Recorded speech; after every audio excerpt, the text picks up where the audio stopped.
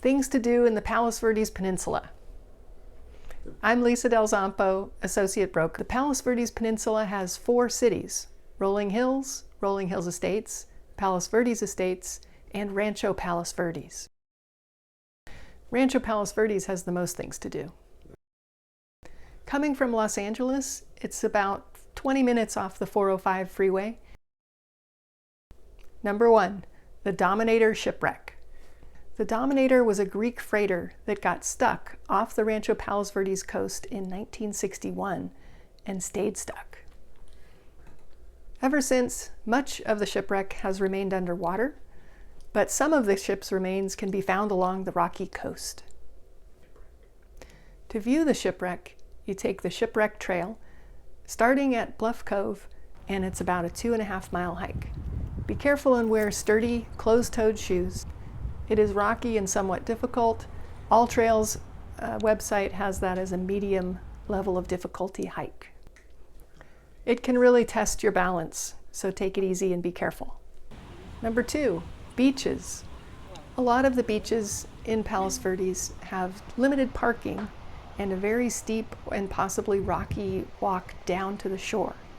But if you like beaches that are out of the way and rugged compared to anything else you'll experience near Los Angeles, you may really enjoy the Palos Verdes beaches. Pelican Cove Beach, Abalone Cove Beach, Portuguese Bend Cove Beach, Terranea Cove Beach, Sacred Cove Beach, White Point Park, and Cabrillo Beach.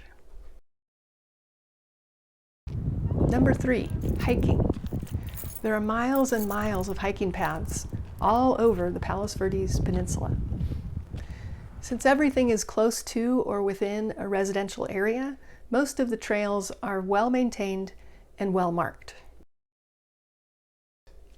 The Palos Verdes Peninsula has a Mediterranean climate with predominantly dry, temperate days.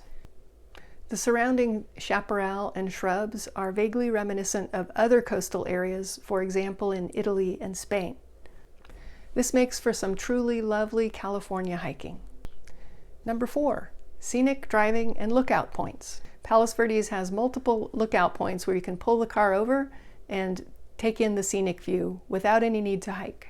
The lookouts are at Del Cerro Park, Abalone Cove Shoreline Park, Malaga Cove, Lookout Point Park, and Bluff Cove. Number 5, the Point Vicente Lighthouse. This lighthouse is listed on the Registry of Historical Sites, and it's been around for almost 100 years. In its early years, it was one of the brightest landmarks on the West Coast, and they actually would dim the light during World War II so that enemy subs wouldn't be able to find land. Today, the lighthouse still functions and has been in some Hollywood movies. You can't go inside the lighthouse, but you can get a great view of the lighthouse and its surroundings from the nearby walking paths. The lighthouse also has an interpretive center and museum on site, so you can learn more about its history if you want. Number 6, the Terranea Resort.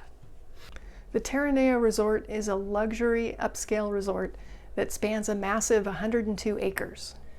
You can stay here if you're looking for an upscale resort with unobstructed, sweeping views of the Pacific Ocean.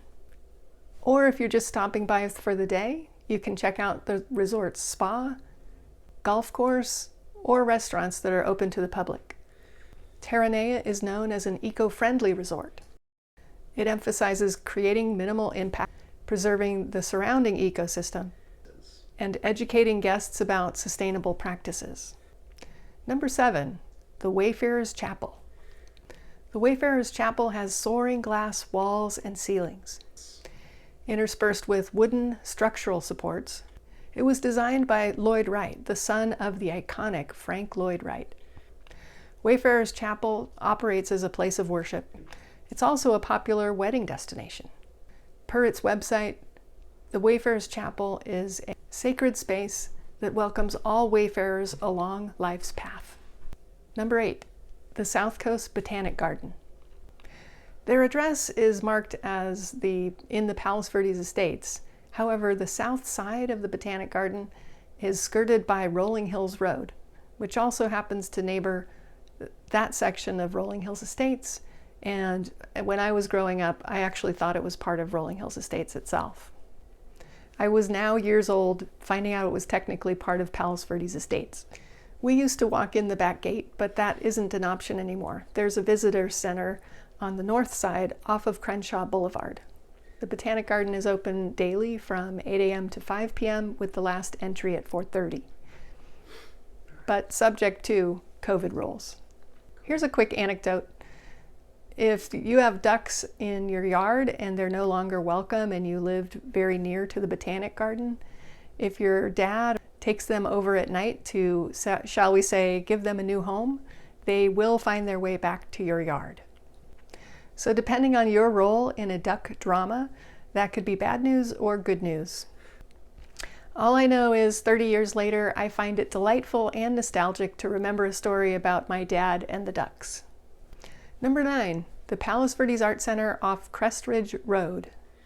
This is a nonprofit community art school and gallery.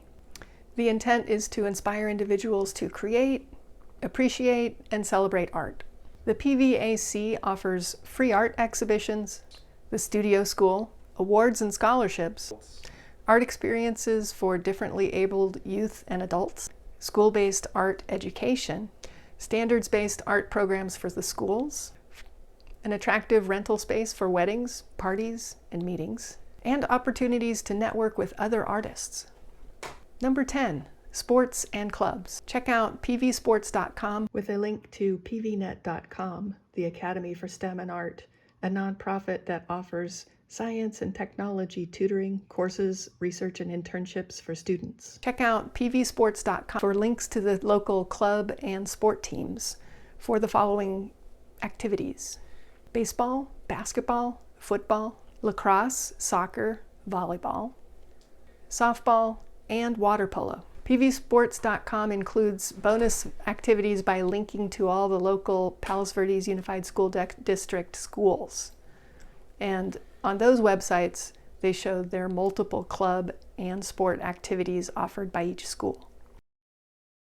And of course, multiple options for golf and tennis.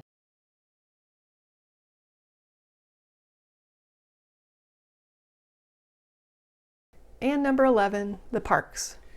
There's a lot of open space on the peninsula, and the various developers built in many parks covering the area. We'll take a look at the map showing many of them. And we plan to do individual videos on those parks in upcoming videos. Now you might check out my other video on the worst things about living in Palos Verdes.